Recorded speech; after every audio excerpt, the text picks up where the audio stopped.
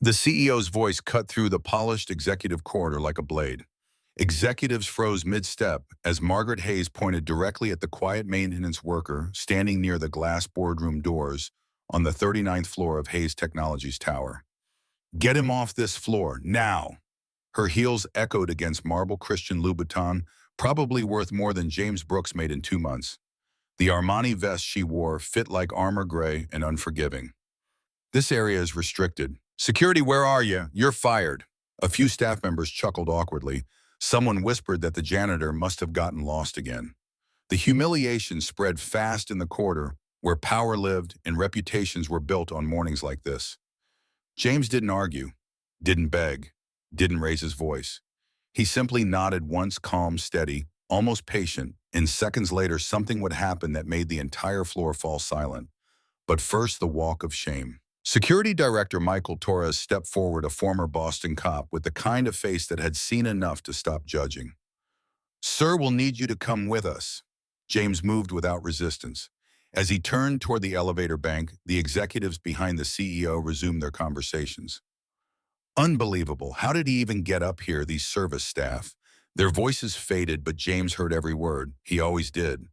The elevator doors slid open with a soft chime. He stepped inside with Torres. The hum of the descending car filled the silence until Torres broke it. "You really shouldn't have come up here. The CEO hates surprises." James looked at the digital floor numbers dropping. 38, 37, 36. "I know," Torres frowned. "You know?" Marcus didn't explain. The doors opened onto the service level where the building's hidden machinery lived.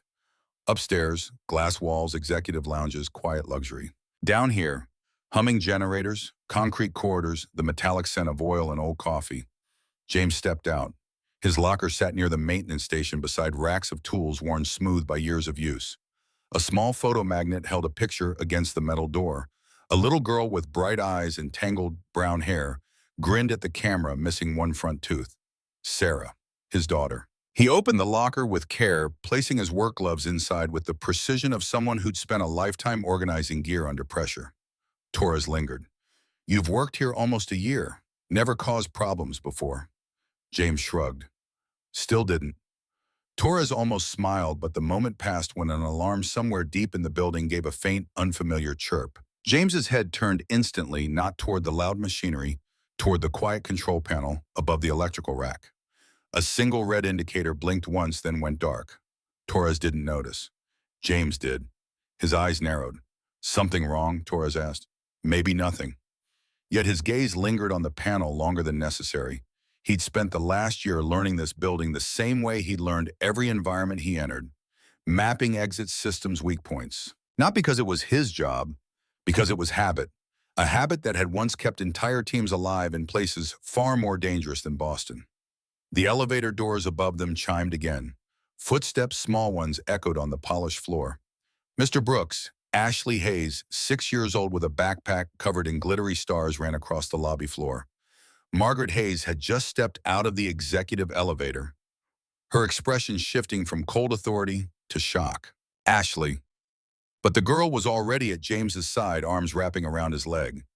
James knelt immediately, hands gentle on her shoulders, his voice transforming into something warm. "Hey there, kiddo. You shouldn't run off from Miss Karen like that." Ashley looked up at her mother. "But I wanted to see Mr. Brooks. I got scared the lights might flicker again." Margaret's jaw tightened. "Ashley, he doesn't work here anymore. But he always fixes the lights when I'm scared. He sings to me." 3 months earlier, an elevator had stalled between floors 12 and 13. Ashley trapped inside crying. James happened to be nearby, heard it through the walls. He'd opened the manual panel, talked her through the fear, while working the mechanical override. When the doors finally parted, she'd asked his name. He'd said James, but you can call me Mr. Brooks. Then she'd asked if he could sing her mom used to sing before bedtime, but now mom was always too busy. So he'd hummed "You Are My Sunshine" until the fear left her eyes. After he'd told her it was their secret, better not to make a fuss. Now Margaret pulled her daughter back. "He's leaving Ashley." James stood, meeting the CEO's eyes without challenge. "Kids see things adults miss, Mrs. Hayes. They see who actually pays attention." Margaret's expression flickered, something between recognition and irritation. Then it hardened again. She took Ashley's hand and turned toward the executive elevator. Torres waited until they were gone. You saved her kid. Elevator malfunction, not a big deal. You never reported it. James closed his locker. Didn't need to become paperwork. Torres studied him with the look cops get when they know there's more to someone's story. You're not really just a janitor, are you? Before James could answer, that red light blinked again. This time it stayed on. 12 years earlier, Fort Bragg, North Carolina. A different James Brooks, 30 years old, 3 stripes on his sleeve, standing in front of 40 engineers in a training room that smelled like burnt coffee and dry erase markers. You see this bridge? He pointed at the 3D model on the screen. 3 main supports. Enemy takes out the center one with an IED. Where does the weight go? A young engineer raised his hand. The 2 side supports compensate. Wrong. Click. Next slide. A photograph of twisted metal and broken concrete water churning below. Mosul 2009. 6 of our engineers standing on this bridge assessing damage. Their software said they had 15 minutes of structural integrity remaining. James paused. They had 4. Nobody made it off. The room went silent. Buildings don't lie. Bridges don't lie. They talk to you through vibrations, through sounds, through the way dust falls. You just have to shut up and listen. After the class, a captain asked where he'd learned that. MI at Georgia Tech. James had smiled without humor. From mistakes, mine and the ones made by people who didn't survive to talk about them. Afghanistan 2013. A government building hit by rockets in Helmand Province. James's Rapid Infrastructure Response Unit, 5 soldiers sent to assess whether it could be salvaged. The scanner said 78% structural integrity. Safe enough. James had put his hand on a concrete column, felt the vibration pattern, and hesitated. The rhythm was wrong. Subtle, but wrong. Sergeant Jenkins, boss, we good? James hesitated. 1 second, 2 seconds, 3. 5 minutes. Fast survey, then we're out. 4 minutes, 30 seconds later, the RPG warning, the explosion, the darkness. He woke in a field hospital 6 hours later. Concussion, broken ribs, 20 stitches closing a gash on his left cheek, the scar he still carried. But the real wound went deeper. Jenkins, Rodriguez, O'Brien, 3 names, 3 families, 3 funerals he'd attended with his jaw wired shut and his soul completely shattered. The medic had been kind. James had whispered through the pain, I told them 5 minutes, should have said 0. That hesitation, those 3 seconds, cost them everything. He came home in 2014, Purple Heart in a box he never opened. PTSD that turned every loud noise into gunfire. A wife who tried for 2 years before admitting she couldn't live with the ghost he'd become. I need my husband back, Jennifer had said, holding with 2-year-old Sarah. Not this shadow. I'm trying. Trying isn't enough. Sarah needs a father who's present, not one who jumps at every door slam. The divorce finalized in 2016, but James fought for and won custody of Sarah, because if he'd failed his team, he wouldn't fail his daughter. The jobs after that were disasters. Consulting engineer panic attack during a client presentation. Construction site manager couldn't handle the sound of jackhammers too much like automatic weapons. University lecturer couldn't focus long enough to finish a semester. Then September 2018, he saw the ad. Hayes Technologies Tower Maintenance Staff, flexible hours. Good benefits. Not because of ambition, because it meant being home every night at 6, because it meant Sarah would never wonder where Daddy was. Michael Torres had interviewed him, looked at the resume. Master Sergeant Infrastructure Response, 12 years training combat engineers, and asked the obvious question. Why maintenance? James had answered without hesitation. I have a 4-year-old daughter. This job gives me time with her every evening. Torres had nodded, respect quiet in his eyes. That's a real man's reason. Welcome aboard, Mr. Brooks. 4 years later, James was still there. Every day he saw systems he used to design. Tomorrow, son, knowledge he used to teach. But every evening at 6, he walked through his apartment door and Sarah ran to him. Daddy's home. And that was the only victory that mattered. The red light blinked faster now. Daniel Garcia, a 28-year-old technician fresh from MIT, stood at the console frowning. Weird. Pressure fluctuation in the coolant line floor 14. James stepped closer. What kind of fluctuation? Happens sometimes in old buildings. Should autocorrect in 10-15 minutes. James studied the readout. The oscillation pattern was 18 to 20 seconds. Normal cycle was 30 to 40. That meant something was restricting flow. That's not normal. Daniel pushed his glasses up. Software says it's yellow level, not critical. Software reads results, not causes. Torres noticed James staring. What is it? James placed his palm flat against the electrical cabinet, closed his eyes. 10 seconds of silence. Daniel whispered, "What's he doing?" Torres held up a hand. James opened his eyes. There's vibration, very slight. Matches the graph 18-second cycles, but the amplitude is irregular. This isn't a software glitch. Daniel blinked. You felt that through metal. I'm going to check floor 14. Dude, you just got fired. James was already grabbing a flashlight. Still on the clock for 2 more hours. Torres followed. I'm coming. 40 floors above, Margaret Hayes stood at the head of a conference table facing 8 investors from New York. The presentation screen showed quarterly projections. Her voice was steel. You're concerned about risk management. Let me be clear, Hayes Technologies doesn't manage risk. We eliminate it before it becomes a problem. Older investor, 60 silver hair. But this morning's incident, publicly terminating an employee in front of executive staff, isn't that a PR risk? That was enforcing discipline. This building has rules. Floor 39 is restricted for security reasons. Anyone who violates that intentionally or not faces consequences, no exceptions. A younger investor, Silicon Valley casual. With respect, that seems harsh, especially for low-level staff. Margaret's fingers tightened on the chair back, knuckles whitening. Harsh is when a CEO lets emotions blur judgment. My father built this company teaching me that kindness and weakness are separated by one wrong decision. The meeting ended 30 minutes later. Polite handshakes, forced smiles. But Margaret knew they doubted her. Too young, too rigid, not human enough like Robert, her late husband, had been. When the door closed, she stood alone at the window overlooking Boston. The Charles River glittered below like liquid metal. Her assistant, Lisa Chen, knocked softly. Mrs. Hayes' email from Ashley's school. Margaret didn't turn. What now? She missed the field trip last Tuesday because no one signed the permission slip. Margaret closed her eyes. Again, another thing she'd forgotten. Reschedule the Deutsche Bank meeting this afternoon. I'll pick Ashley up early. That's the Series D funding call. I know what it is, Lisa. Reschedule.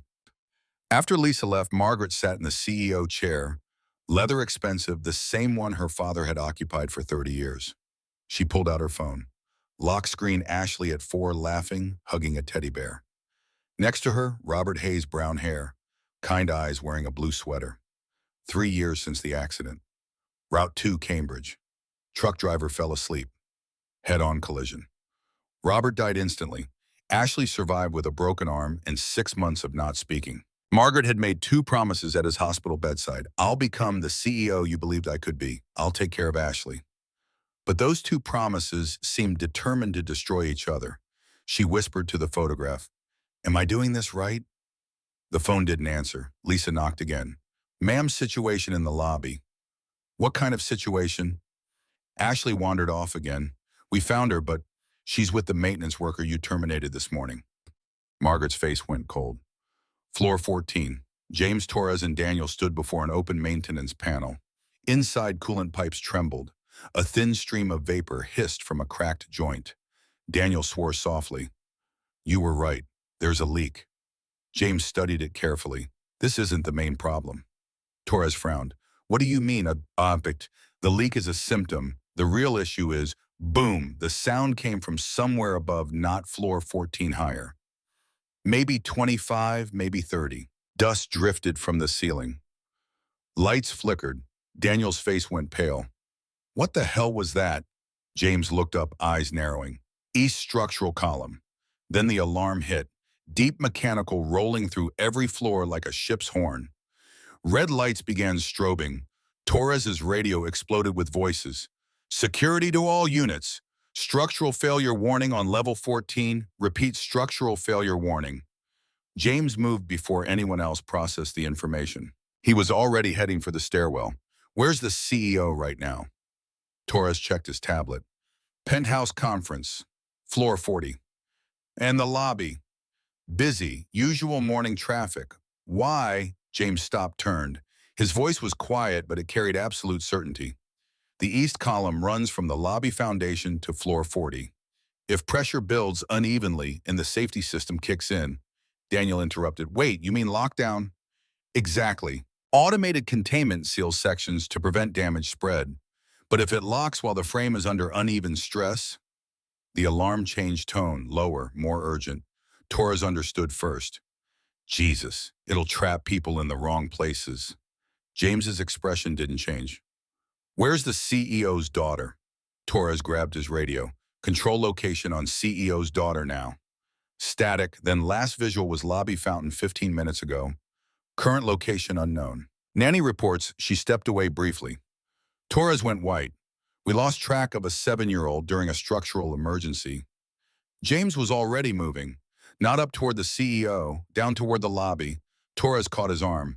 Brooks, you just got fired. You don't owe. I'm not doing it for the company. He pulled his phone out, glanced at the screen. Sarah's photo smiled back. He put it away. Kids in the building. Torres hesitated. Yes, CEO's daughter. Then we move. They hit the stairwell at a run. Behind them, Daniel grabbed his toolkit and followed, muttering about cardio during disasters. The descent was fast. James took stairs 2 at a time, breathing controlled despite the pace. Torres noticed. You're not even winded. Old training. What kind of training makes you run like this? The kind that teaches you to climb 10 floors with 50 pounds of gear in under 6 minutes. They reached floor 22 when Torres's radio crackled again. Security director respond. Torres here. We've lost camera access to the lobby due to system interference. CEO's daughter was last confirmed near the central fountain. Current status unknown. James stopped running, turned, looked down the stairwell toward the lobby levels. Torres finished the thought. The lobby sits directly under the east column. The same column taking all the pressure, Daniel added, catching up. Silence except for the distant alarm. Torres, if that column shifts, James cut him off, the lobby becomes the most dangerous place in the building. A choice, the kind that separates people who think from people who act. Torres saw it happen in James's eyes, the decision made in less than a second. Michael, you go up. Get the CEO. Make her unlock the building. What about you? I'm going down for Ashley. Daniel shook his head. Man, you can't save everyone. That's 600 people up there versus 1 kid down there. James looked at him. Really looked. And when he spoke, his voice carried 12 years of loss and hard-won wisdom. No, I can't save everyone, but I can save the one right in front of me. That's all any of us can do. He turned and ran, down, fast. Torres stood frozen for 2 seconds. Then he grabbed Daniel's shoulder. Come on, we go up. James hit the lobby level like he'd been shot from a cannon. The space opened before him, vast marble gleaming, but eerily empty. Lockdown procedures had already pushed most staff into secured zones. A security guard looked up. Sir, this area is... James ignored him. His eyes swept the room. Reception desk, glass staircase, central atrium with the massive fountain. And running through the middle of it all, 40 stories of steel and glass, the east column. No sign of a child. He moved around the column's base. And there a backpack, glittery stars, sitting abandoned next to the fountain. James knelt, opened it. iPad still playing Frozen. Crayons, a drawing in thick, waxy strokes, tall building, 2 stick figures. A small voice from behind the column. Hello, James rounded the steel base. Ashley Hayes sat cross-legged on the cold marble head, tilted back, staring up at the 40-story glass atrium above her with the innocent wonder of someone who didn't understand danger. Mr. Brooks, her face lit up. I was looking for you. Relief hit James like a physical force, but only for a second. Crack. The east column shuddered. Not much, just a tremor. But to someone who'd spent 12 years teaching people how to read buildings, that small movement was a scream. James looked up. 40 stories, and somewhere in that massive structure, a weld had just started to fail. He ran to Ashley, dropped to one knee. Hey, kiddo, you can't wander during alarms like this. She shrugged. It got boring upstairs. Another crack, louder. Dust drifted down like snow. Ashley pointed up. Why's the building making that sound? James forced his voice calm. It's just tired. Big buildings get tired sometimes. Does it need to sleep? Something like that.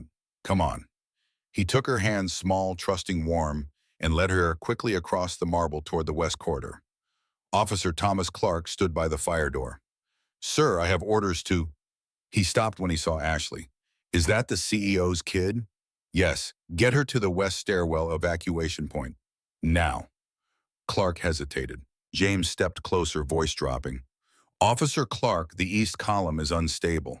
This lobby could collapse in 20 minutes.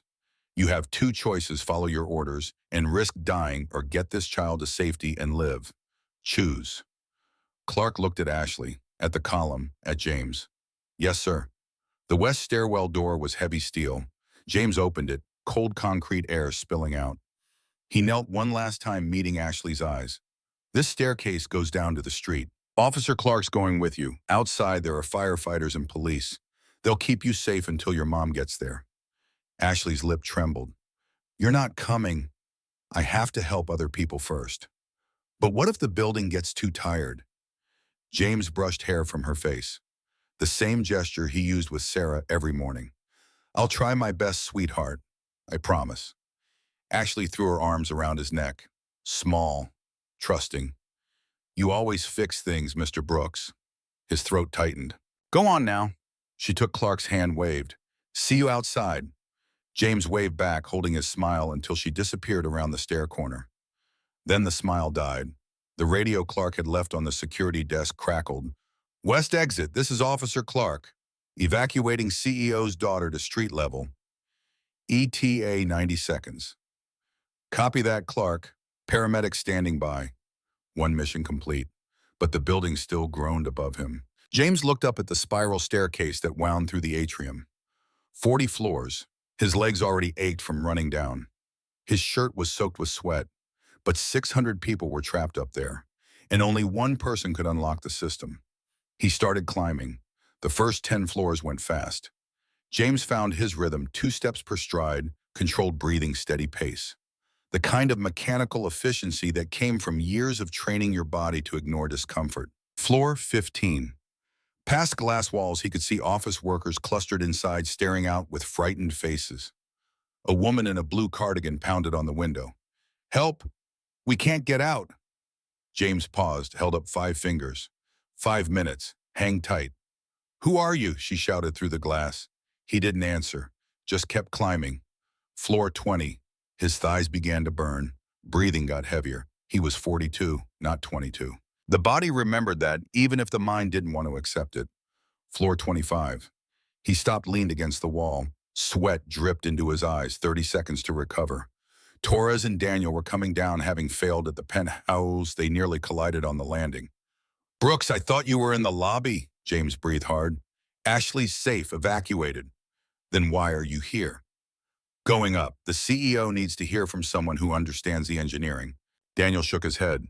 We tried. She thinks it's a false alarm. Said she's waiting for an official report from the engineering team. We don't have time for reports. Torres pulled out a water bottle, handed it over. Drink. You look like you're about to pass out. James downed half the bottle, wiped his mouth. Thanks. You sure about this? You've already run down and now back up. That's almost 30 floors. Not like I have a choice, Michael. Daniel studied him with new eyes. You really think you can convince her? I don't know, but I have to try. James pushed off the wall. Sometimes trying is all we have. If I don't, I'll never forgive myself. Torres nodded. Then we go together. 3 men, 42 years old, 45 and 28. Different backgrounds, same purpose. They climbed. Floor 30. James's legs trembled. Each step felt like lifting concrete. His lungs burned, but he didn't stop. Torres noticed him slowing. You okay? Give me 10 seconds. 10 seconds. Deep breath in, out. Control the heart rate. Okay, moving. Floor 35. Torres radio, engineering monitoring to Director Torres. Pressure readings critical. That bypass valve estimate failure in 15 minutes. Torres swore. 15 minutes, James calculated silently. 5 more floors. 4 minutes. Convince the CEO 5 minutes. Override activation 2 minutes. Start evacuation 3 minutes. 14 minutes total. 1 minute of margin. If everything went perfectly. Nothing ever went perfectly. Faster, James said and pushed into a run, despite his body's protests. Floor 38. Boom! The entire stairwell shook. James and Torres grabbed the railing. Lights strobed. A ceiling panel fell, shattered on the steps. Radio all units east column just shifted, major movement detected. Daniel's voice cracked. Oh God. James looked up. 2 more floors. Move. Now. Floor 39. The penthouse level door. Polished wood. Brass handles. The smell of money and leather and expensive cologne. 2 security guards stood outside the conference room, shocked to see 3 sweating, disheveled men emerge from the stairwell. Torres didn't slow. Open it. Sir, the CEO is... Torres pushed past. Threw the door open. 12 investors around a glass table. Margaret Hayes at the head mid-sentence. And our Q4 projections show a 23% increase in... She stopped. Everyone turned. Margaret's eyes locked on James Brooks, the man she'd fired that morning, standing in her boardroom, soaked in sweat, breathing hard, half a second confusion, 1 second recognition, 1.5 seconds fury. What is he doing here? Torres stepped forward, hands raised. Mrs. Hayes, we have a critical structural... I'm aware of the alarms. Security briefed me. It's a minor technical issue. Engineering is handling it. James moved into the room. His voice cut through the space with quiet authority. With respect, Mrs. Hayes, this building has approximately 12 minutes before structural failure. The room went silent. An investor stood.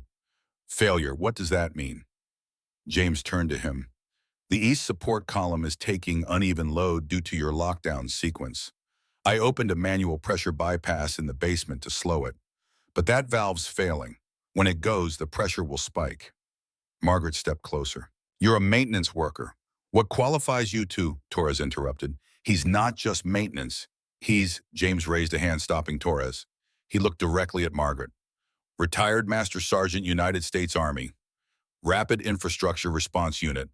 12 years training, combat engineers, how to stabilize damaged structures in war zones. Iraq, Afghanistan. 13 deployments. The room froze. An older investor whispered, my God. Margaret stared. You were military? Yes, ma'am. And you've been working as a janitor for 4 years? Yes, ma'am. Why? James met her eyes without flinching. Because I have a 6-year-old daughter who needs her father home for dinner every night. That job you think is beneath me gave me something your executive positions never could time with my child. Silence. Heavy. Complete. A female investor wiped her eyes. Margaret looked at James, really looked. Saw past the uniform, past the job title, past everything she'd assumed. And for the first time in 3 years since Robert died, something cracked in the armor she'd built. She thought of Ashley. 7 years old. When was the last time they'd had dinner together? When was the last time she'd read to her daughter before bed? She couldn't remember. James's voice brought her back. Mrs. Hayes, what do you need from me? Margaret straightened. The CEO mask snapped back into place. What exactly are you asking me to do, Mr. Brooks? Executive override. Unlock the building. Now.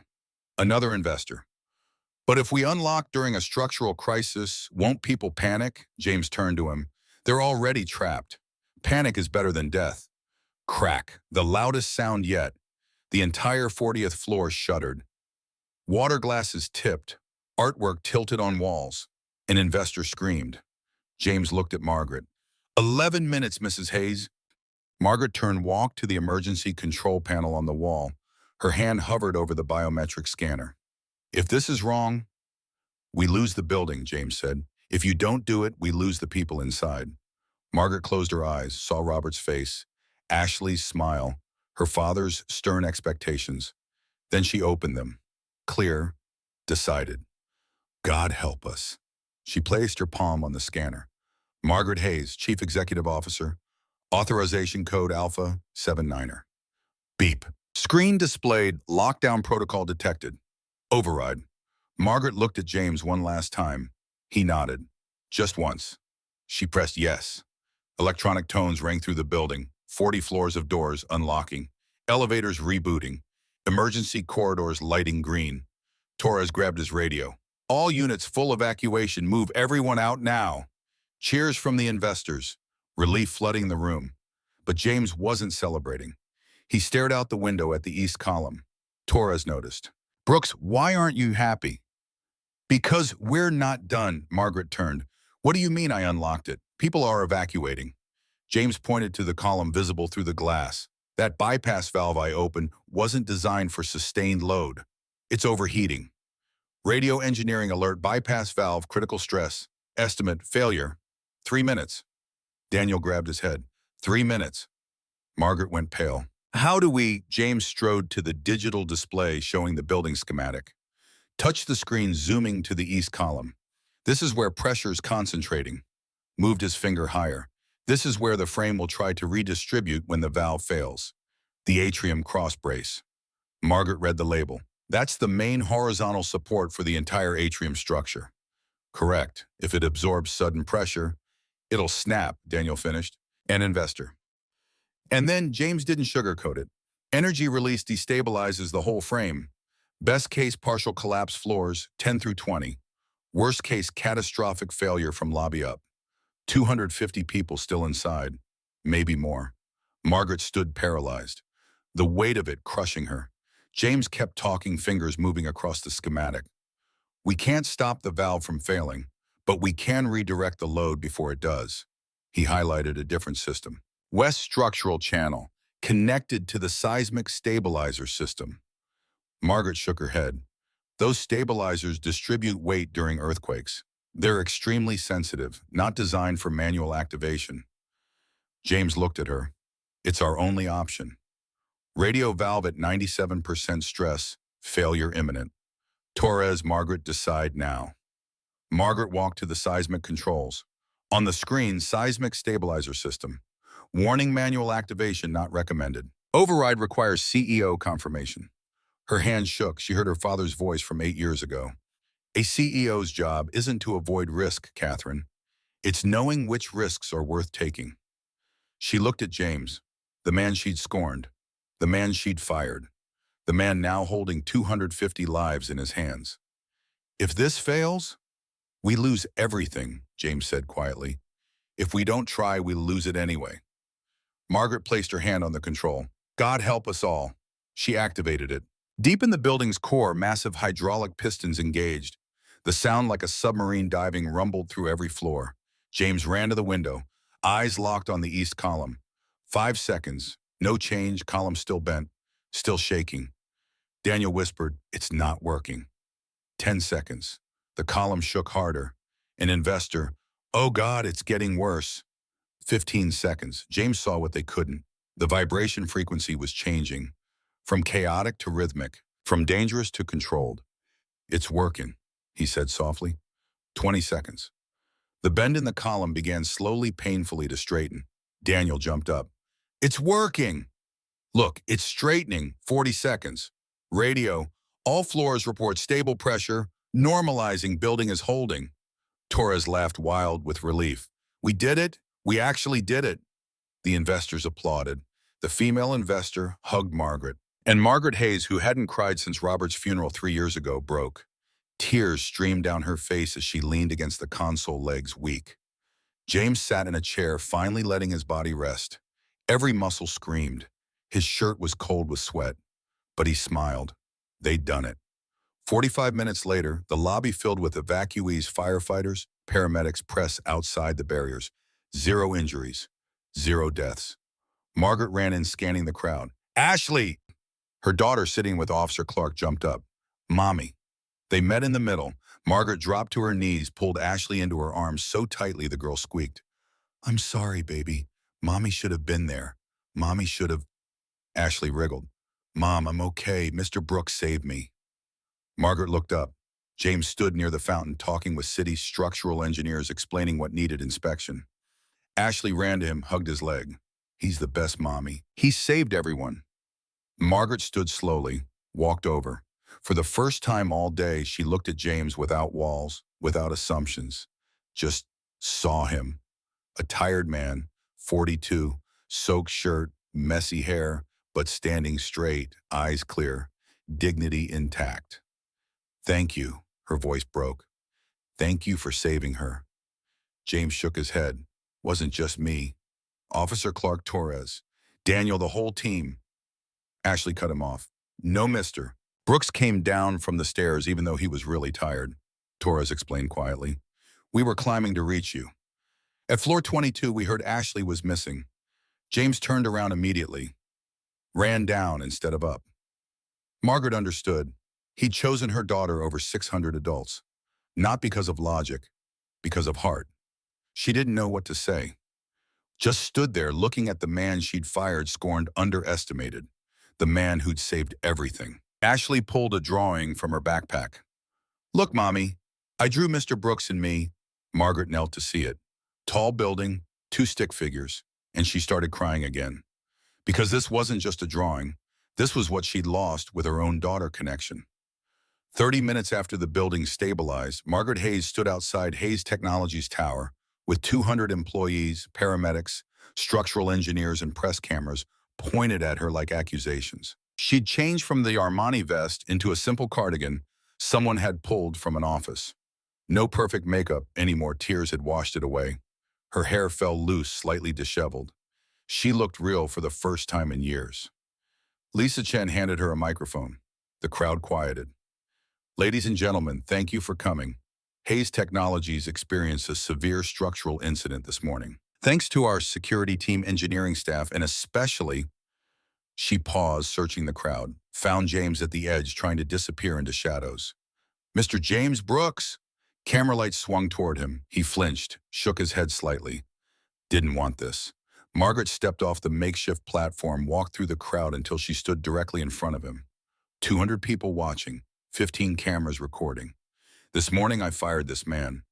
Murmurs rippled through the crowd. "I fired him because I judged him by his job title instead of his character. Because I assumed I knew what value looked like, and he didn't fit my definition." Her voice cracked. "I was completely wrong." She turned to James, extended her hand. Not the cold corporate handshake, a real one. "This afternoon you saved my building, you saved my daughter, you saved 250 lives, including mine." James looked at her hand for a long moment, then took it. Firm, honest. The crowd erupted in applause. Torres grinned. "Guess that means he's rehired, huh?" Margaret smiled, genuinely smiled for the first time in 3 years.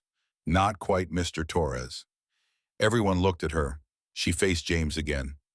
"You don't belong in maintenance, Mr. Brooks." He shrugged. "I didn't mind the work. Hayes Technologies needs a director of safety and infrastructure. Someone who understands systems and people. Someone who knows how to keep both alive." Daniel whispered to Torres, "That's a C-suite position." Margaret continued, "6-figure salary, full benefits, and most importantly, flexible hours." James's eyebrows rose. "You're offering me an executive role with work-life balance. 3 days working from home per week if needed, no travel without 2 weeks' notice. Childcare subsidy included." Margaret's voice softened, looking past James toward where Ashley played with another little girl near the paramedic truck. "I built this company by sacrificing everything else, including my daughter. I don't want my employees making the same mistake." She looked directly at the cameras, now speaking to more than just James. "Being a good parent matters more than being a good CEO. I forgot that. I won't let my employees forget it too." James felt something tighten in his chest. "Can I think about it?" "Take all the time you need, but I'd like an answer before your daughter finishes first grade." He smiled. "I'll try." Ashley ran over, pulling another girl by the hand. "Mommy, this is Sarah. She draws buildings just like me." James looked down. 6 years old, brown hair in a ponytail, pink sweater. His daughter. "Sarah, what are you doing here?" Sarah grinned, missing her front tooth. "Mrs. Chen came to get me. She said you saved a building." "Did you really, Daddy?" James knelt, pulled her into a hug. "Something like that, sweetheart." Ashley bounced excitedly. "Sarah, can we show our moms our drawings?" The 2 girls ran to the bench where they'd been sitting, grabbed papers covered in crayon. Margaret and James stood 5 feet apart, watching their daughters connect over stick figures and skyscrapers. No words, just understanding. Sometimes the best connections happen when you're not trying to force them. 2 weeks later, James sat in his new office on the 15th floor, not the basement anymore. Wood desk, window overlooking the Charles River, leather chair that didn't squeak. On the desk, Sarah's photo in a wooden frame.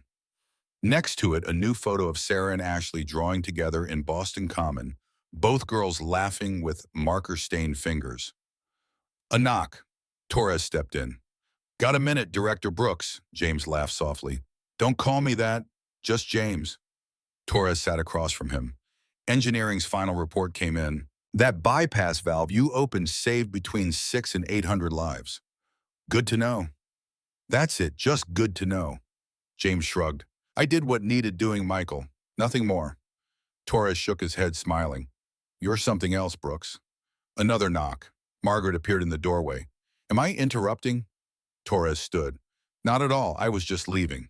He winked at James, walked out. Margaret took the chair Torres had vacated. Silence settled, comfortable, not awkward. "How's the first week?" she asked. "Busy, good busy." "Is Sarah adjusting to the new daycare downstairs?" James smiled. "She loves it, and she keeps asking when Ashley can come over for a play date." "Ashley's been asking the same thing." More silence, but it felt different now. Like two people who'd been through combat together and didn't need to fill every gap with noise. Margaret's expression turned serious. "I wanted to thank you again, not just for saving the building, for showing me what I was missing." Which was that being present matters more than being perfect. James nodded slowly. "My daughter doesn't need a perfect father. She just needs one who shows up." "That's good advice. I'm still learning it myself." Margaret stood to leave, paused at the door. "If you ever want to grab coffee and swap parenting horror stories, I'd like that." "Good," she smiled. "And James?" "Yeah, thank you for everything." "Anytime, Margaret." She noticed he'd dropped the Mrs. Hayes, used her first name. Something shifted in her chest, not romantic necessarily, but a door opening to possibility. "I'll hold you to that." The following Sunday, Boston Common blazed with autumn color. Leaves drifted down like copper rain. Children's laughter echoed across the grass, where Ashley and Sarah played tag their shoes, kicking up small clouds of fallen foliage. James sat on a park bench, watching his daughter sprint after her new best friend. Margaret sat beside him, holding a coffee from Dunkin' Donuts.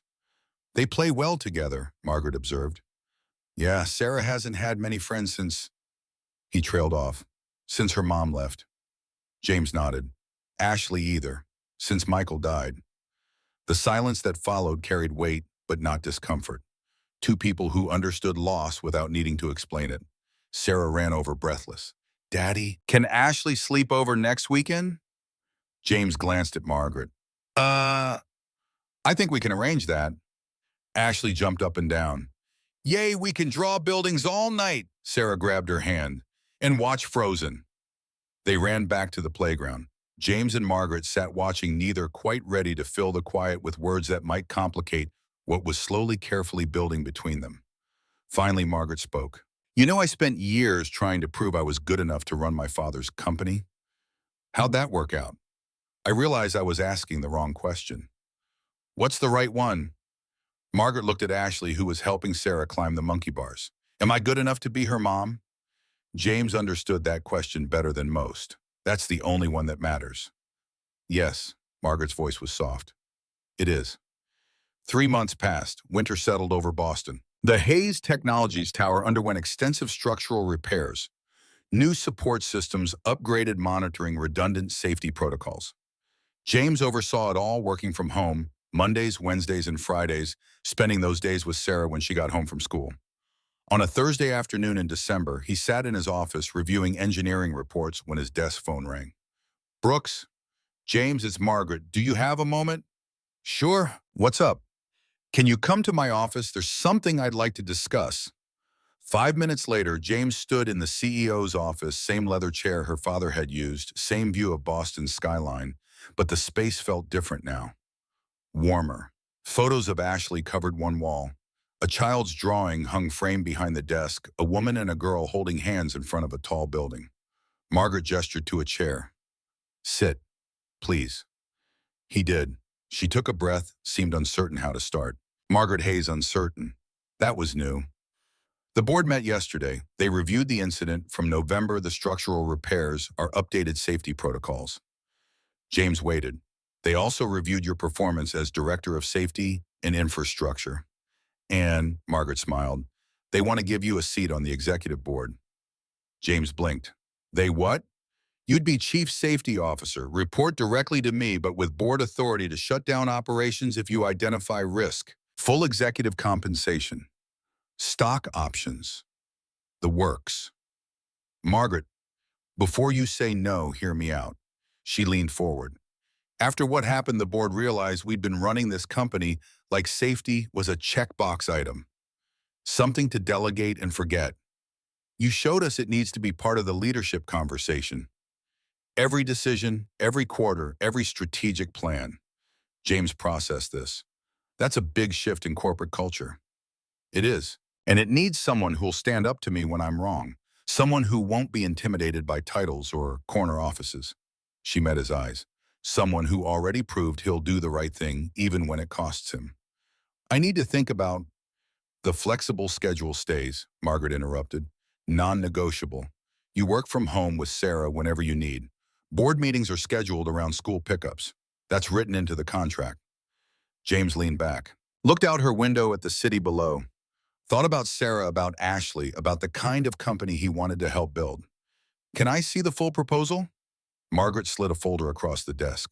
Take your time. Talk to Sarah about it if you want. No pressure. He took the folder, stood. At the door, he turned back. Why does this matter so much to you? Margaret's expression softened. Because for 3 years after Robert died, I told myself being a better CEO meant I was honoring his memory.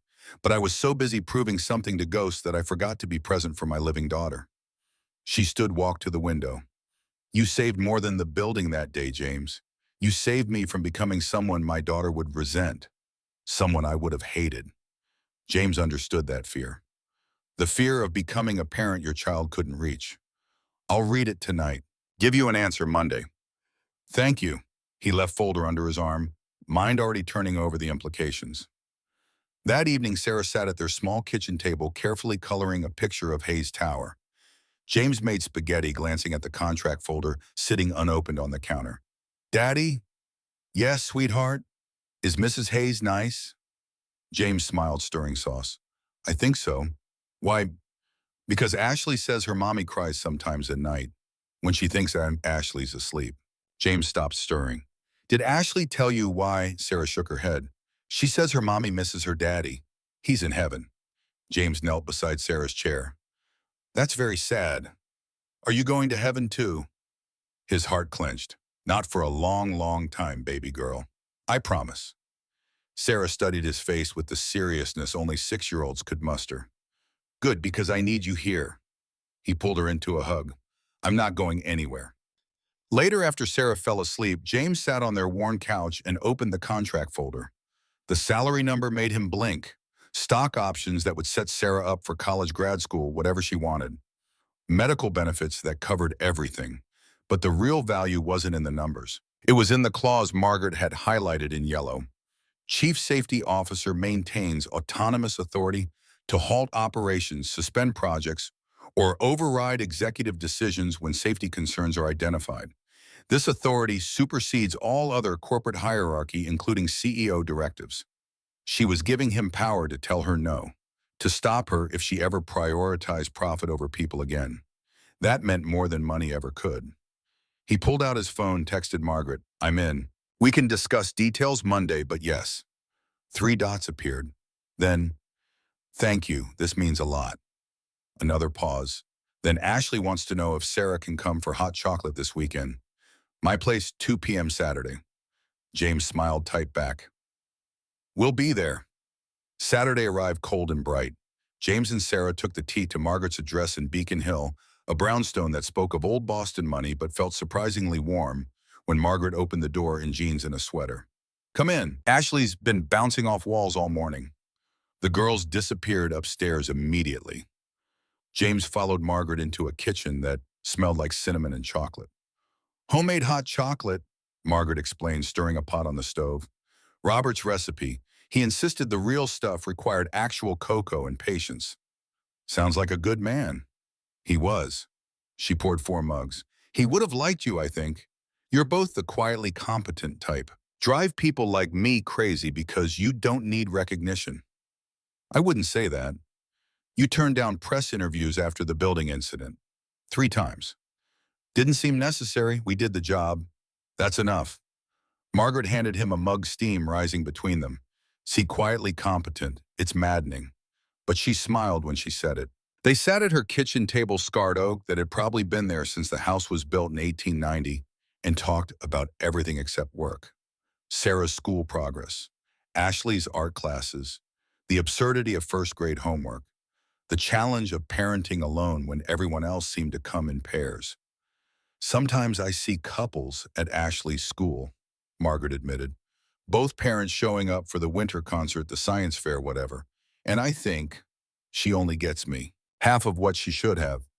James shook his head. She gets all of you. That's not half of anything. Margaret's eyes glistened. Robert used to say something similar. Smart man. He was. She sipped her cocoa. He died driving Ashley to preschool. I was in a board meeting I couldn't miss, or thought I couldn't.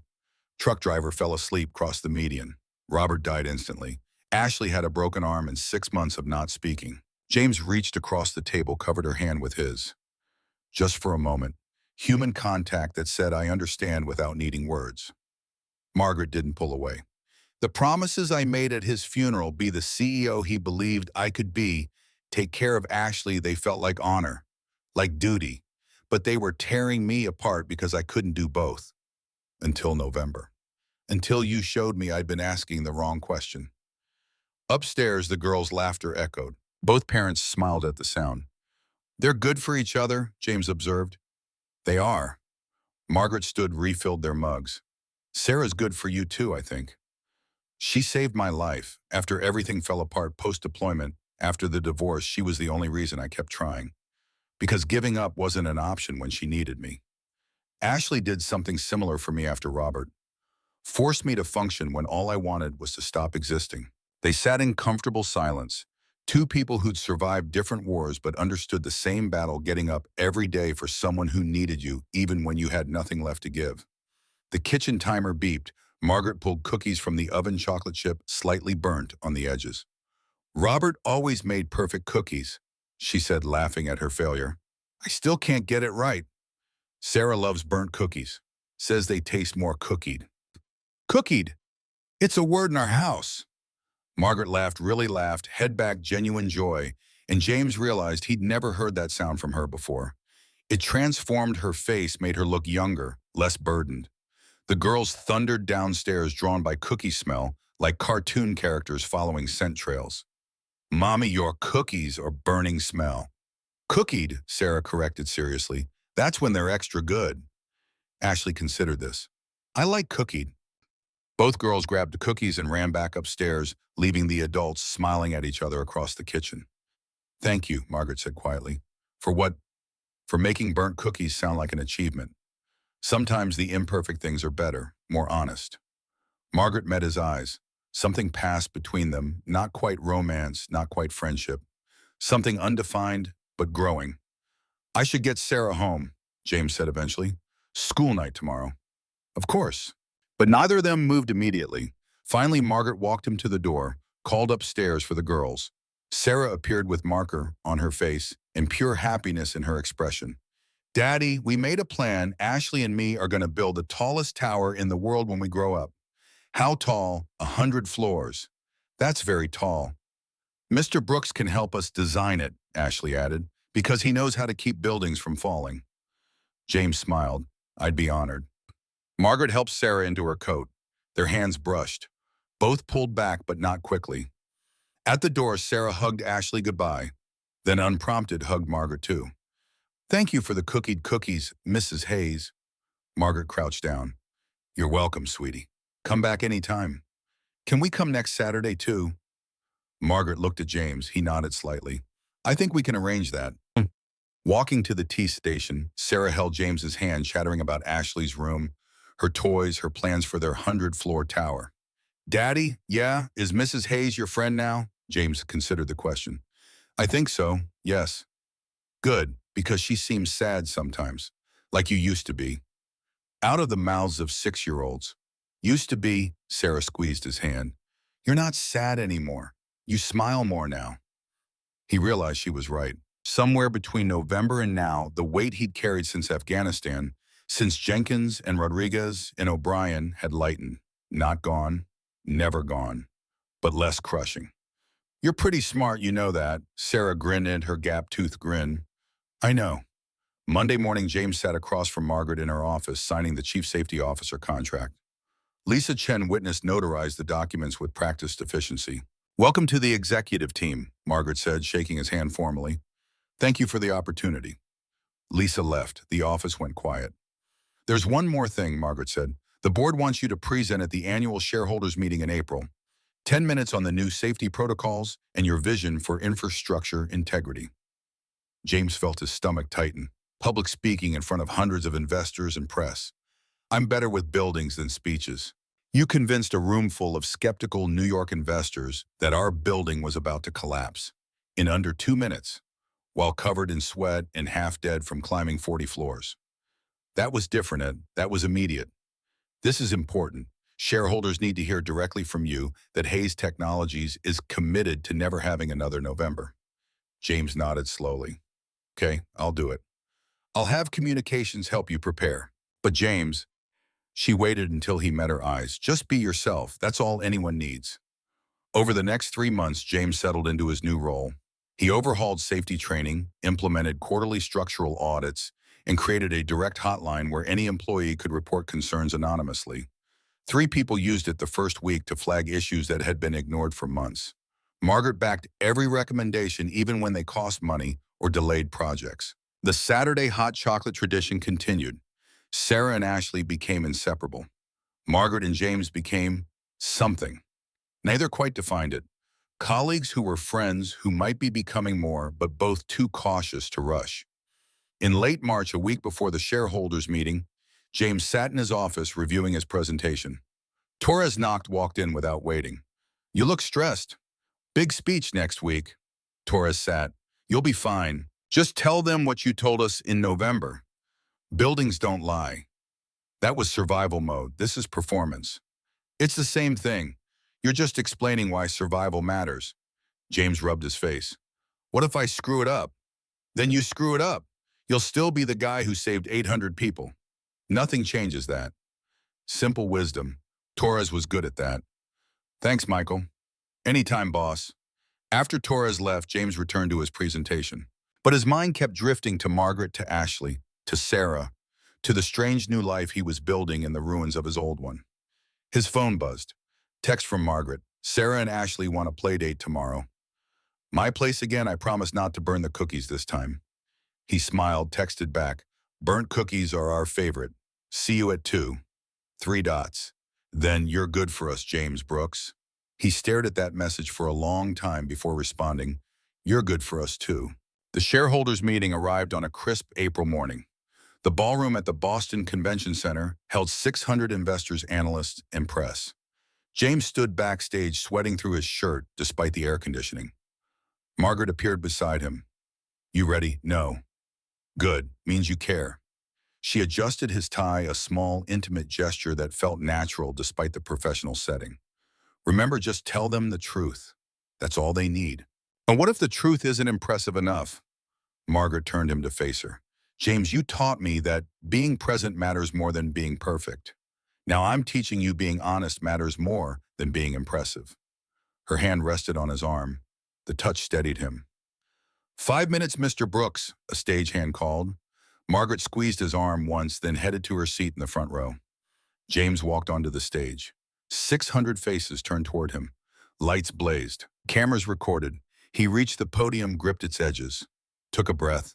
My name is James Brooks. I'm the Chief Safety Officer at Hayes Technologies. 4 months ago, I was a maintenance worker in the basement. Some of you might remember why. A few nervous laughs. Everyone remembered. That morning, I got fired for being on the wrong floor. That afternoon, I helped prevent a structural collapse that could have killed hundreds of people. The building didn't care about my job title.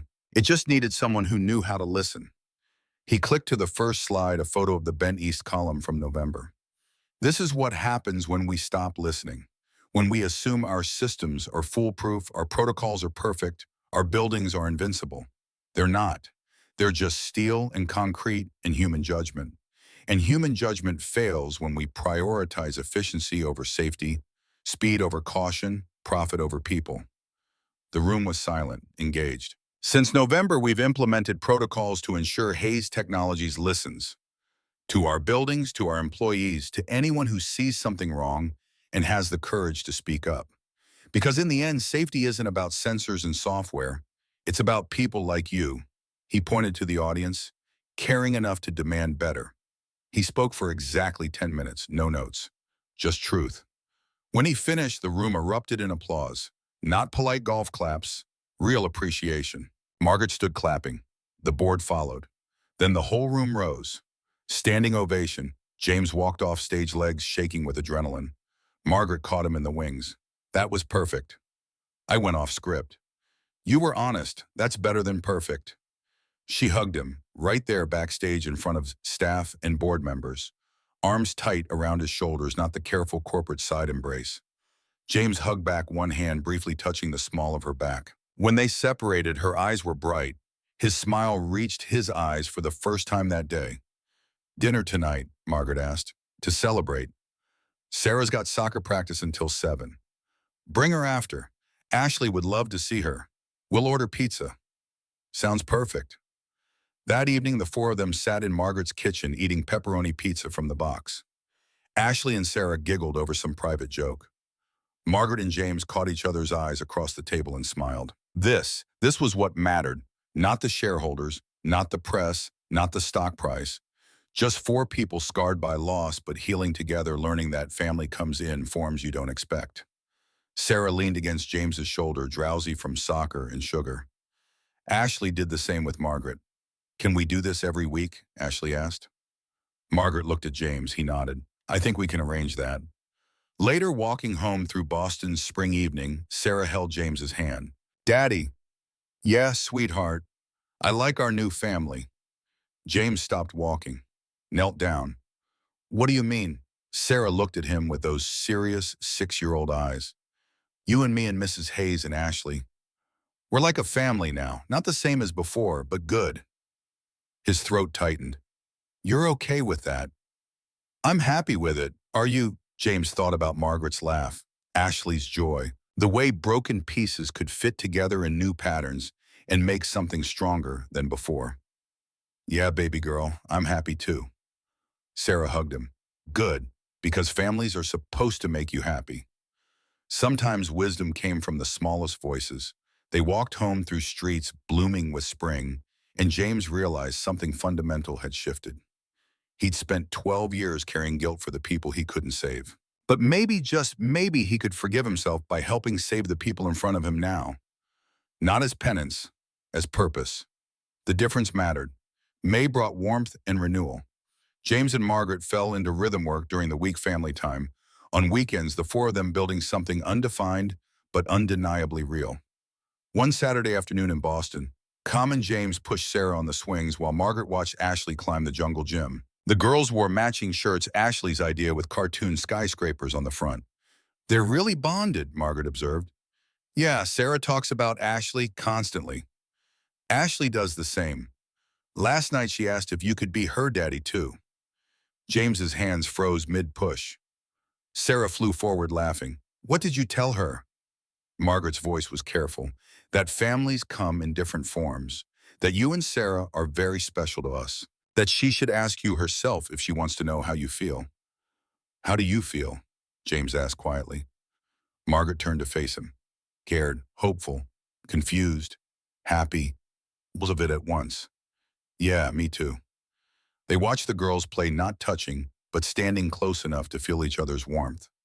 Robert's been gone 3 years, Margaret said. Part of me feels guilty for moving forward, like I'm betraying his memory.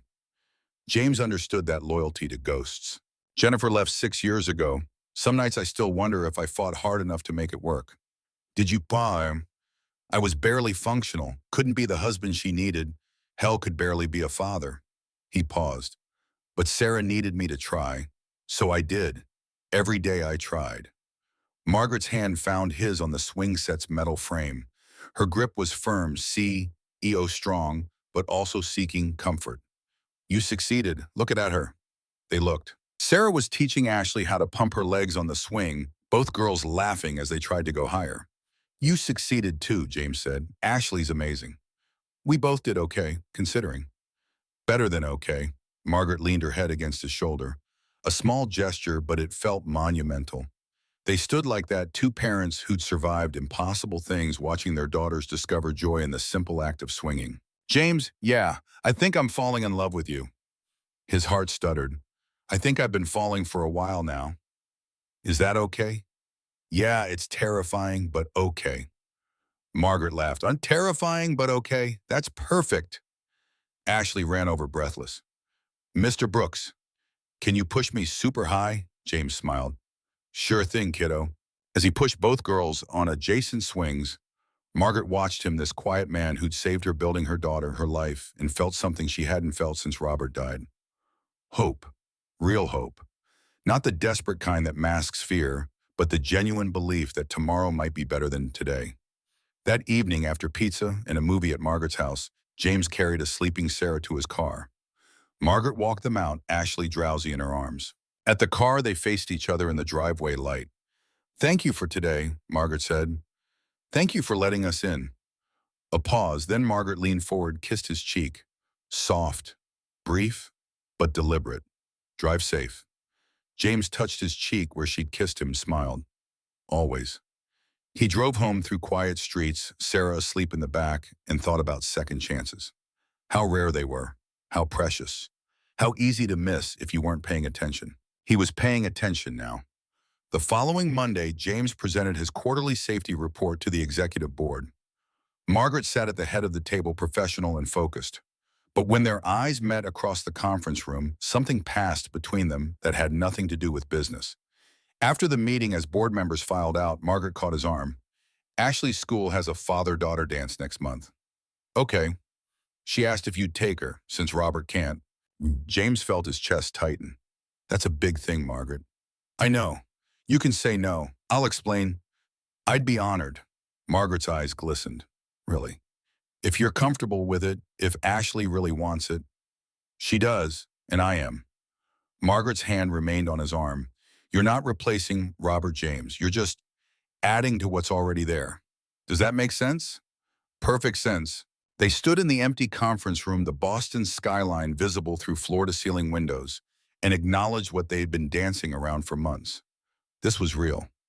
This was happening. This was worth the risk. We should probably figure out what we're doing, Margaret said. Define this. Or we could just keep doing what we're doing and see where it goes. You're okay with undefined, James smiled. I'm okay with honest. Everything else can wait. Margaret kissed him then, not on the cheek, a real kiss, gentle but intentional. When they separated, both were smiling. Still okay with undefined, she asked, getting more okay by the minute. They left the office separately, professionals maintaining boundaries, but texted the whole drive home like teenagers.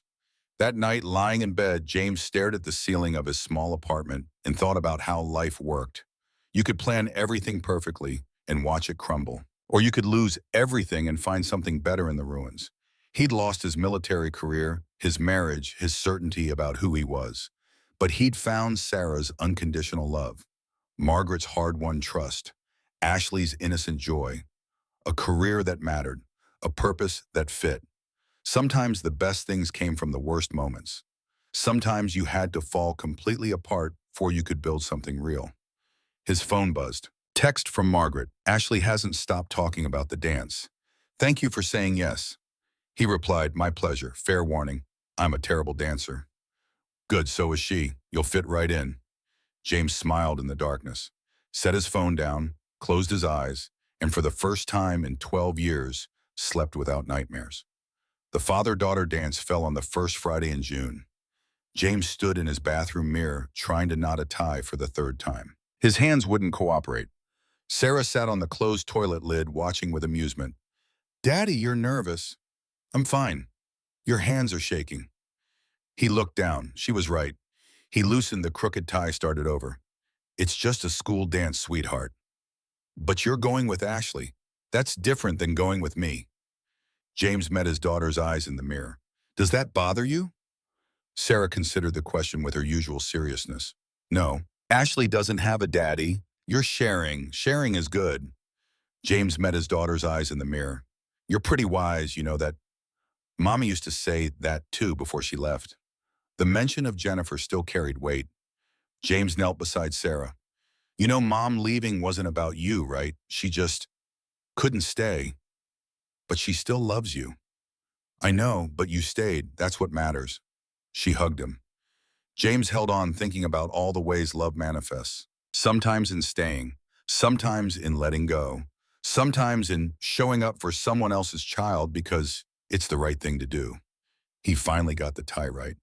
At Margaret's brownstone, Ashley waited on the front steps in a blue dress with white flowers. Her face lit up when James's car pulled to the curb. Mr. Brooks, you came. James stepped out, offering his arm like a gentleman. Wouldn't miss it for the world, kiddo. Ashley giggled, took his arm. Margaret appeared in the doorway holding a camera. Can I get a picture? They posed on the steps. Ashley beamed. James smiled genuinely at this strange moment, feeling both surreal and absolutely right. Margaret lowered the camera, her eyes glistening. You look beautiful, baby. Thanks, Mommy. We'll bring you back cake. In the car, Ashley chattered about her friends, her teacher, who she hoped would be there. James listened, responding with the same attention he gave Sarah. Because that's what you did. You showed up fully or not at all. The school gymnasium had been transformed with streamers and balloons. Fathers and daughters filled the space, some awkward, some natural, all trying. James recognized a few faces from Ashley's class. They looked at him with curiosity, but not judgment. Mr. Brooks, can we dance? The DJ played a slow song. James led Ashley to the floor, showed her where to put her hands, one on his shoulder, one in his palm. They swayed more than danced, Ashley standing on his shoes to reach. My daddy used to dance with me like this. Ashley's voice was quiet. Mommy showed me videos. James's throat tightened. I bet he was a great dancer. He was okay. Mommy said he stepped on her feet a lot. James smiled. Then I'm in good company. They turned slowly, Ashley humming along to the music. Around them, other fathers and daughters created their own small worlds. James thought about Robert Hayes, about the man who should have been here, about how life rearranged itself in ways nobody planned. Mr. Brooks. Yeah, kiddo. Can I tell you a secret? Always. Ashley leaned close, whispered, I wish you could be my daddy for real. His breath caught for a moment. He kept swaying, kept his voice steady. That's a very special thing to say. Is it okay that I said it? It's more than okay. I'm honored. Does that mean yes? James chose his words carefully. It means I care about you very much, and your mom, and Sarah. We're figuring out how all of us fit together. Like puzzle pieces. Exactly like puzzle pieces. Ashley seemed satisfied with that answer. The song ended. They got punch and cookies, sat at a table decorated with glitter. A girl from Ashley's class approached. Ashley, is that your dad? Ashley looked at James. He gave a small nod, your choice how to answer. He's my Mr. Brooks. He's special. The girl accepted this without question, ran back to her own father. James squeezed Ashley's hand. You handled that perfectly. I didn't want to lie, but I didn't want to explain. Special works. It's honest. They danced 3 more songs, ate more cookies than advisable, took silly photos in the booth. By the time James drove Ashley home, both were exhausted and happy. Margaret waited on the porch. Ashley ran to her, launching into an enthusiastic recap before even reaching the steps. James followed slowly, gave them their moment. Finally, Margaret sent Ashley inside to change. She turned to James. Thank you for tonight, for all of it. She's easy to love. Margaret stepped closer. So are you. They stood in the porch light, the June evening warm around them. Margaret's hand found his. I know we said we'd keep things undefined, but James, I need you to know this isn't casual for me. You and Sarah, you've become essential. James lifted her hand, kissed her knuckles. For us too, but we should probably talk to the girls. Make sure they're okay with where this is going. Where is it going? Forward, together, if everyone agrees. Margaret smiled. I like forward. Me too. She kissed him goodnight longer than before, deeper, a promise of more to come. Driving home, James felt something he hadn't experienced in over a decade: certainty. Not about the future's details, but about its direction, towards something good, something worth building. Sarah was asleep when he got back to their apartment. Mrs. Chen, their neighbor who sometimes babysat, dozed on the couch. How was the dance? She asked, waking. Perfect. Thanks for watching her. Anytime, she's a good girl. After Mrs. Chen left, James checked on Sarah. She'd fallen asleep in her clothes, clutching a drawing she'd made: four stick figures holding hands in front of a tall building. James carefully removed her shoes, pulled a blanket over her, kissed her forehead. Love you, baby girl. Sarah stirred. Love you too, Daddy. Did Ashley have fun? She had the best time. Good. Sarah's eyes closed again. We're lucky, Daddy. Why's that? We found each other. All four of us. James's eyes burned. Yeah, we did. He turned off the light, stood in the doorway watching his daughter sleep, and marveled at how children understood complex truths in simple terms. 2 weeks later, the four of them sat around Margaret's dining table, a formal intervention they'd all nervously agreed to. So, Margaret began, glancing at James. We wanted to talk to you both about something important. Sarah and Ashley exchanged looks. Ashley spoke first. Are you and Mr. Brooks boyfriend-girlfriend now? Margaret blinked. That's direct. Sarah and I talked about it. We think you should be. James suppressed a smile. You do? Sarah nodded seriously. You're happy when you're together. You're sad when you're apart. That's what boyfriend-girlfriend means. Where'd you learn that? James asked. TV, and Olivia Martinez's sister in 5th grade. She knows everything. Margaret covered her mouth, trying not to laugh. Ashley chimed in. We made a list of reasons why it's a good idea. She pulled out a piece of construction paper covered in crayon. Number 1, you both smile more. Number 2, we get to be sisters, basically. Number 3, Mr. Brooks makes really good pancakes and Mommy burns everything. I don't burn everything. You burned soup last week, Mommy. James lost the battle with laughter. Margaret joined him, the tension dissolving. Okay, Margaret managed. So you're both okay if Mr. Brooks and I date officially? Yes, both girls answered in unison. But we have rules, Sarah added. James raised an eyebrow. Rules? Sarah consulted the construction paper. Rule 1, you have to tell us if you're getting married before you do it. Rule 2, no mushy stuff in front of our friends. Rule 3, pancakes every Sunday. Those seem reasonable, Margaret admitted. And Rule 4, Ashley finished, you have to promise not to leave, either of you. The laughter died. That fear abandonment lived in both girls. Ashley's father taken by accident, Sarah's mother choosing to go. James looked at Margaret. She nodded. He addressed both girls. I can't promise nothing bad will ever happen. Life doesn't work that way. But I can promise I will never choose to leave. Not you, Sarah. Not you, Ashley. Not your mom. That's a forever promise. Margaret's voice was thick. I promise the same. We're in this together. All of us. The girls seemed satisfied. Sarah returned to her usual practicality. So can we have pancakes tomorrow, even though it's Saturday? Sure thing. Crisis averted by carbohydrates. That night, after the girls were asleep in Ashley's room, James and Margaret sat in her living room with wine. Neither of them was really drinking. That went better than expected, Margaret ventured. They're smarter than us. Significantly. Silence settled, comfortable but charged. James, what are we doing? He set down his wine glass. Building something. Carefully. With 4 people's hearts involved instead of 2. That's terrifying. Yeah, but the alternative, not trying, that's worse. Margaret shifted closer on the couch, her knee touching his. I keep waiting for the fear to win, for me to sabotage this because it's safer to be alone. Are you going to tow? I don't think so. Are you? James considered his answer. I spent 12 years punishing myself for not saving my team. Then Sarah came along and gave me a reason to stop drowning. But I was just surviving, not living. You and Ashley, you're teaching me there's a difference.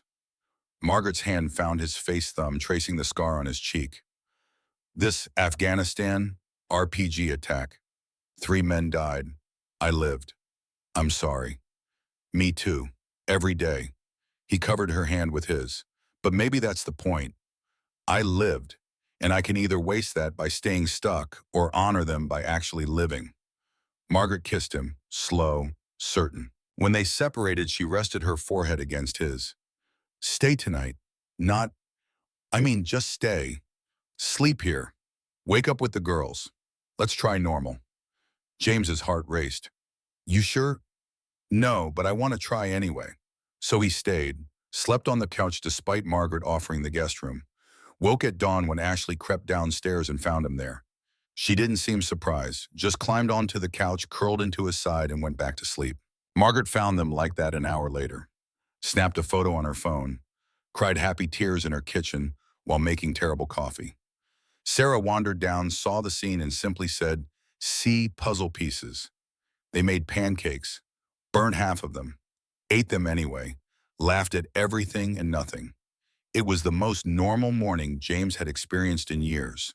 And it was perfect. Summer deepened. James and Margaret navigated their relationship with the caution of people who'd both been broken before.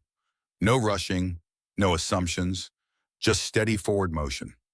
Hayes Technologies thrived under the new safety protocols. The November incident became a case study in corporate responsibility. James presented at conferences, always crediting the team, never seeking spotlight. In August, Margaret's board approved a major expansion, a second tower designed from the ground up with the safety systems James had pioneered. He'd oversee the entire project.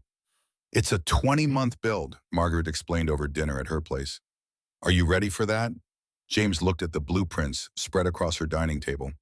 If the schedule works around Sarah's school stuff, already written into the contract, then yeah, I'm ready. Sarah and Ashley colored nearby, half listening. Does this mean we get to watch them build a skyscraper? Ashley asked. From a safe distance, yes. Can we design a floor? James smiled. Tell you what, you two design a floor on paper and I'll see if we can incorporate some of your ideas. The girls scrambled for fresh paper, already planning their 100-floor fantasy brought to realistic scale. Margaret watched them, then James. You're good at this. At what?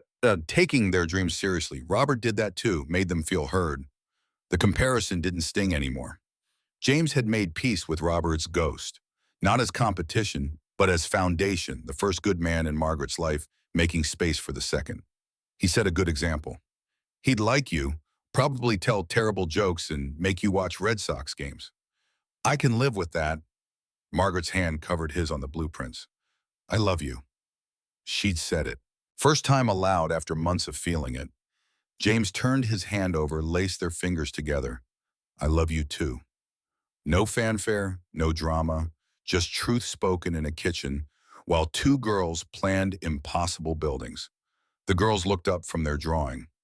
Finally, Sarah exclaimed, Ashley owes me $5. You bet on this, Margaret asked. Ashley shrugged. I rugged. Sarah said you'd say it before September. I said October. James laughed. Good to know we're predictable. You're not predictable, Ashley corrected. You're just obvious. From the mouths of 7-year-olds. September arrived with cooler air and new routines. Sarah started second grade. Ashley started first. James walked both girls to school most mornings, a sight that became familiar in the neighborhood. One morning, Sarah's teacher pulled James aside. Mr. Brooks, I wanted to mention Sarah wrote about you in her What I Did This Summer essay. Okay, the teacher smiled. She wrote about how her family got bigger, how her dad's girlfriend has a daughter who's like her sister now, how they're building a life together. James's throat tightened. Is that appropriate for school? It's beautiful, honest, real. The teacher handed him a printed copy. I thought you'd want to see it. James read Sarah's careful second-grade handwriting. This summer, my family got bigger. My dad has a girlfriend named Margaret, and she has a daughter named Ashley. We do things together like cook and go to the park. Ashley is like my sister. My dad is happy now. He smiles more and doesn't have bad dreams. I think love makes families and families make people happy. The end. James folded the paper carefully, slipped it into his pocket. Thank you for showing me. She's a special kid, Mr. Brooks. You're doing something right. He carried that paper all day, showed it to Margaret that evening after the girls went to bed. She read it twice, crying both times. She wrote, "My dad is happy now. James, that's everything. That's everything." They held each other on Margaret's couch. Two people who'd survived their own wars, grateful their children were thriving despite or because of the unconventional family they'd built.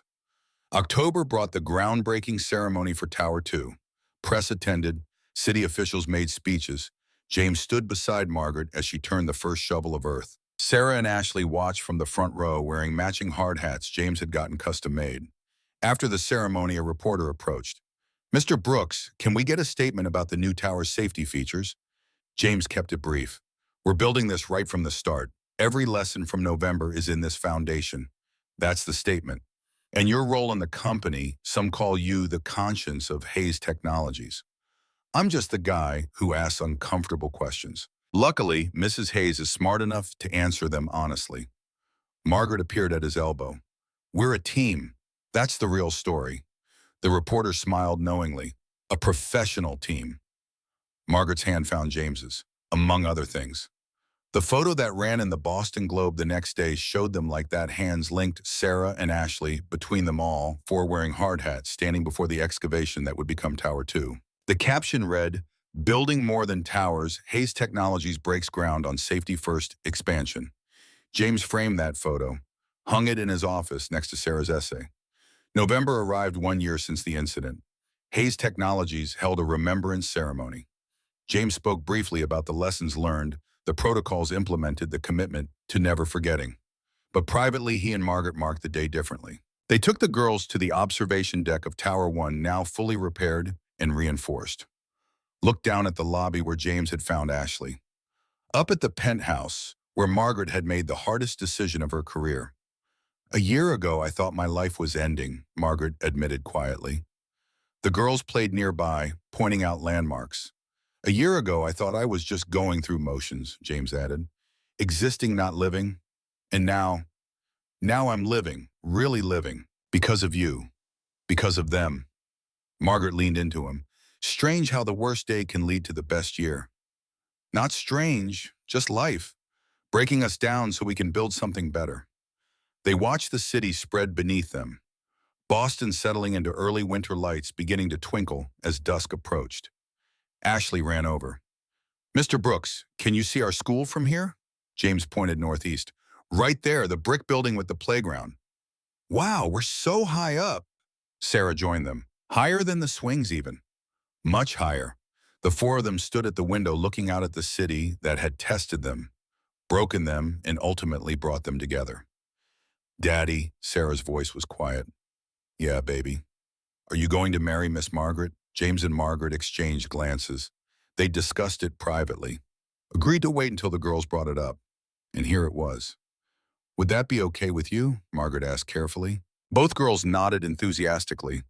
When Ashley pressed, "We haven't decided yet," James admitted, "but probably sometime next year, after we talk about it more. Make sure everyone's ready." "We're ready now," Sarah stated matter-of-factly. "Well, the grown-ups need a bit more time." Ashley considered this. "Okay, but not too long. We're not getting any younger." Margaret burst out laughing, surprised by the child's blunt wisdom. "Fair point." They rode the elevator down together, the girls chattering about wedding plans they'd apparently already made.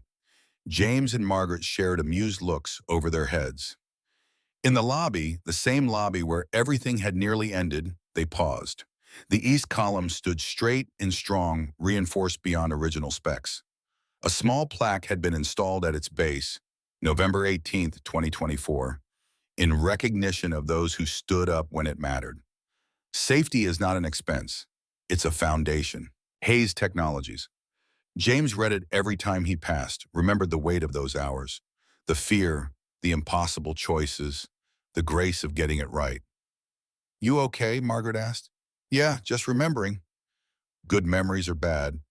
"Both, that's how it works, right? The bad teaches us. The good reminds us why we learned."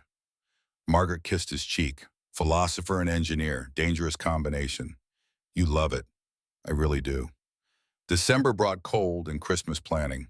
The girls insisted on a joint celebration, their first as a real family, as Ashley put it. Margaret hosted, James cooked. The girls decorated with more enthusiasm than skill. The tree listed slightly left, lights tangled into abstract art. It was chaotic and imperfect and exactly right. Christmas morning, Sarah woke James at dawn, still in his apartment, though he spent most evenings at Margaret's brownstone. Daddy, can we go over now? It's 6 a.m., sweetheart, but it's Christmas. He texted Margaret. Small person is vibrating with excitement. Permission to invade. Response came immediately. Large person here is the same. Come over, coffee's brewing. They walked through quiet Boston streets, Sarah skipping despite the cold. Margaret and Ashley met them at the door in matching pajamas. Presents were opened with appropriate chaos. Sarah squealed over art supplies. Ashley loved her new soccer ball. Margaret received a framed photo, the four of them at the groundbreaking ceremony. James got a leather portfolio embossed with Chief Safety Officer Hayes Technologies. But the real gift came later after breakfast when the girls revealed their collaboration. We made something for you, Sarah announced. They pulled out a poster board covered in drawings, photos, and careful second-grade writing. The title, Our Family Story. It showed the journey James and Margaret meeting, the building incident, Ashley and Sarah's friendship growing, family dinners, the father-daughter dance groundbreaking ceremony. At the bottom, in both girls' handwriting, families aren't just born, sometimes they're built, like towers, strong and tall and made to last. James's voice failed him completely. Margaret wiped tears. Do you like it? Ashley asked anxiously. James pulled both girls into a hug. It's the most perfect gift I've ever received. Can we hang it up? Sarah wanted to know. Margaret nodded. In the living room where everyone can see it. They hung it above the fireplace, stepped back to admire their work. We look good together, Ashley observed. Yeah, Sarah agreed, like we belong. That evening, after the girls crashed from sugar and excitement, James and Margaret sat on the couch beneath the poster. They're not wrong, Margaret murmured. We do belong together. Took them to spell it out for us. Children see clearly. We're the ones who complicate things. James pulled a small box from his pocket. Margaret's breath caught. I know we said we'd wait, but I also know I don't want to wait anymore. He opened the box, simple ring, single diamond, elegant, without being ostentatious. Margaret Hayes, will you marry me? Margaret's hands covered her mouth. Tears spilled over. The girls know. I asked their permission last week. They gave very detailed approval. She laughed through tears. Of course they did. Is that a yes? Margaret kissed him. Deep, certain. When she pulled back, she whispered against his lips, yes, absolutely yes. He slipped the ring on her finger, perfect fit. They sat in the glow of Christmas lights, the poster above them documenting their journey, the girls asleep upstairs, and the future stretching ahead like an unbuilt tower full of promise, requiring care worth every effort. When should we tell them? Margaret asked. Tomorrow. Let's give them one more night of wondering. They're going to lose their minds. In the best way. Margaret snuggled deeper into James's side. His arm came around her naturally, like they'd been doing this for decades instead of months. I love you, James Brooks. I love you too, both of you. All three of you, actually. We're pretty lovable. The most. They fell asleep on the couch, wrapped in each other, in the peace of knowing they'd found what most people spend lifetimes searching for: home. Not a place. A feeling. Built from broken pieces and second chances, and two little girls who understood that love makes families stronger than blood ever could. The next morning, Sarah woke them by jumping on the couch. It's still Christmas. Can we have leftover pie for breakfast? Margaret groaned. What time is it? 7. That's basically noon, James laughed, pulling Sarah into a hug. We have something to tell you. Where's Ashley? Right here. Ashley bounded down the stairs. Are we having pie? Maybe later. First come sit. The girls settled on the couch. Margaret and James faced them, hands linked, Margaret's left hand deliberately visible. It took Sarah exactly 3 seconds. Is that a ring? Ashley looked, screamed. Both girls jumped up and down. You're getting married. We are, Margaret confirmed. When? We haven't decided yet. Spring, Sarah declared. Spring weddings are pretty. Summer, Ashley countered. So we can have it outside. How about we discuss it together, James suggested. All four of us, since it's all our family. The girls agreed enthusiastically, already planning flowers and dresses and cake flavors. Later, after the excitement calmed and the girls were occupied with new toys, Margaret and James stood in her kitchen. You know what's wild? Margaret mused. What's that? A year and a half ago, I fired you for being on the wrong floor. Now I'm marrying you. Life's funny that way. If someone had told me then that the janitor I dismissed would become my partner, my daughter's father figure, the person I'd build my life with, you would have had them committed. Margaret laughed. Absolutely. Her expression softened. But you know what I'm grateful for every step. The firing, the crisis, the fear, all of it. Because it broke down my walls. Let me see what really mattered. James cupped her face. You saved me too, you know. Gave me a reason to be more than just functional. To actually live. We saved each other. Yeah, with help from two very persistent 7-year-olds. The best kind of help. They kissed the kind of kiss that promised forever without needing words. In the living room, Sarah and Ashley worked on a new poster wedding planning committee with elaborate drawings of flowers and cakes. Should we tell them they can't actually plan the whole thing? Margaret asked. Let them dream. We'll gently redirect later. You're learning. I have a good teacher. The winter sun streamed through windows, warming the brownstone where four people had discovered that family wasn't about perfection. It was about showing up, about choosing each other every day, about building something strong enough to weather any storm. James looked at Margaret, brilliant, complicated, brave Margaret, and thought about the journey from that morning in November when she'd fired him to this morning when she'd agreed to marry him. Sometimes the worst moments led to the best outcomes. Sometimes you had to lose everything to find what really mattered. Sometimes strength wasn't about being unbreakable. It was about breaking, healing, and becoming something better in the process. He'd spent 12 years carrying guilt for the soldiers he couldn't save. But maybe, just maybe, he could forgive himself by building a life worth living, by being present for the people who needed him now, by teaching his daughter that love was patient and kind, and built one small choice at a time. What are you thinking? Margaret asked, reading his expression. That I'm exactly where I'm supposed to be. Me too. Even though I started as the janitor, especially because of that, you saw the building's truth, its weakness, its potential. You saw mine too. She paused. And you stayed anyway. Nowhere else I'd rather be. Sarah's voice carried from the living room. We need 4,000 flowers and a cake as tall as Mr. Brooks, Ashley added, and a dress made of sparkles.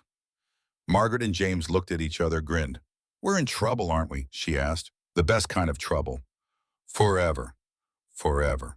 And in that moment, in that sunlit kitchen, with two girls planning an impossible wedding and a future stretching ahead like uncharted territory, James Brooks, former soldier, maintenance worker, safety director, and soon-to-be husband, felt something he hadn't experienced since before Afghanistan, pure, uncomplicated joy. Not because life was perfect, it wasn't, but because imperfect was enough, more than enough. It was real, it was honest, it was built to last, just like the towers, just like the family, just like love when you're brave enough to try.